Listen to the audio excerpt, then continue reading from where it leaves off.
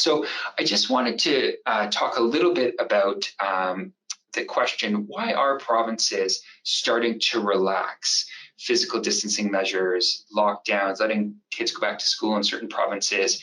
And there are many different reasons for driving this. One of the interesting factors is this whole concept of a reproduction number, which is this R naught. And it gets to the whole point of, if you're sick with COVID, how many people do you go and infect yourself? And for the most part, if you have an R naught of less than 1, what it means is if you're sick today, you'll infect less than 1 person. And in that scenario, we're actually going to see a decline in the number of people diagnosed with COVID. In contrast, if the R naught is 1, it means it's stable. The disease is stable. It means 1 person affects 1 person, that 1 person affects 1 other person, and so on and so on. As those individuals recover, you're seeing a stable rate of disease. What we don't want to see is R naughts greater than 1, because that's where we start to get exponential spread, where 1 person infects 2 people. If it's an R naught of 2, those 2 people infect another 2 people, and you can start to see that those values climb quite rapidly. So why is this important in the concept of why lockdowns are being kind of reduced? Well, Dr. David Fisman, who is infectious disease epidemiologist at the University of Toronto, shared with me this slide that this data that he created, and which actually looks at this reproduction number on this y-axis. And you can see a reproduction number of 1 means it's stable. If it's under 1, so below this red dashed line, it means that there's going to be a decline in cases, and above 1 means where we're going to see exponential spread. And if we track this across time, going back to the beginning of March all the way out to where we are today, and this is data specific to Alberta, we can see early on in the disease, or early on in the pandemic, we had very high R naughts that was really driving this exponential rise, and that was driving a lot of the models that were being produced. And really right here, the factors that are driving all of those cases are really about the virus, viral factors, the fact that it's transmitted through respiratory droplets, so it's easy to pass from person to person, the fact that it had an incubation period on average around 5 days, so people would feel well for several days before they became sick and realize that they're sick, and therefore they stopped going to work or going out, and that the fact that we could actually see spread either because you're asymptomatic or pre-symptomatic. So this is a very kind of sinister, sneaky virus that is very easy to spread because of its properties.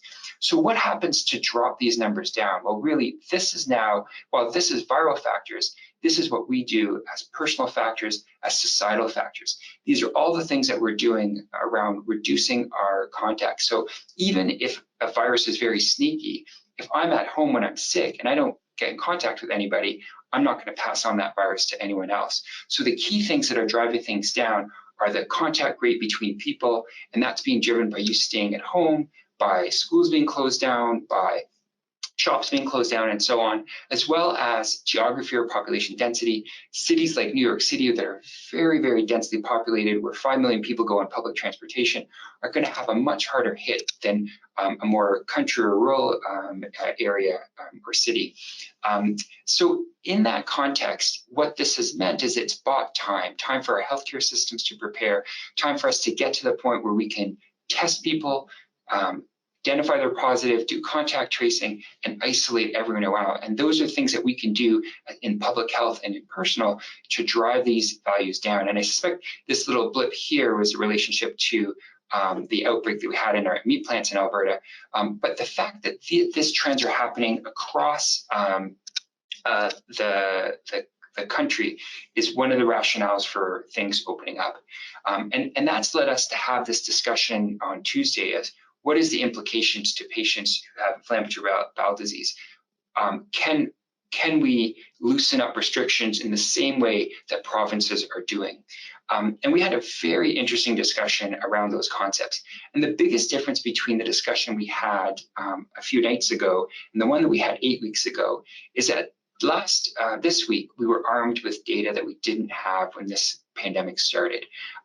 This is the secure registry. We brought in Dr. Kaplan and Dr. Brenner a few weeks ago to discuss it. You can track this database yourself. As of this week, we now have 959 patients who have inflammatory bowel disease who have tested positive for COVID. And you can look to see what's happening here. And we have reported cases all over the world. We have enough cases now that we can start to analyze what is the impact of people who've had bad outcomes versus those who've had good outcomes. And like Dr. Brenner and Dr. Kaplan told us a few weeks ago, people who are on biologics look like they're doing well. We don't actually see a higher risk of complications with COVID for those patients who are on biologics. The group that we are most concerned about are people who are actively sick with the disease, particularly if they need to have prednisone to control the disease. The database suggests that those are the individuals who do worse with COVID. The other group that's a major risk factor is age. And if you look down here, this is kind of the distribution of all these 950 cases stratified by ages. And you can see if you're 60 to 70, 70 to 80, or over the age of 80, your risk of bad outcomes like death, being in hospital, is much, much higher as you get older than as you get younger. And in fact, if you look at this data, anyone under the age of 30, we haven't seen a single death reported in people who have IBD, and even outcomes like hospitalization and ICU are actually very, very low in this registry. And so that's the big difference, is that we're now armed with data 8 weeks that we didn't. 8 weeks ago, we didn't have this data, so we can take that information and use that to help guide recommendations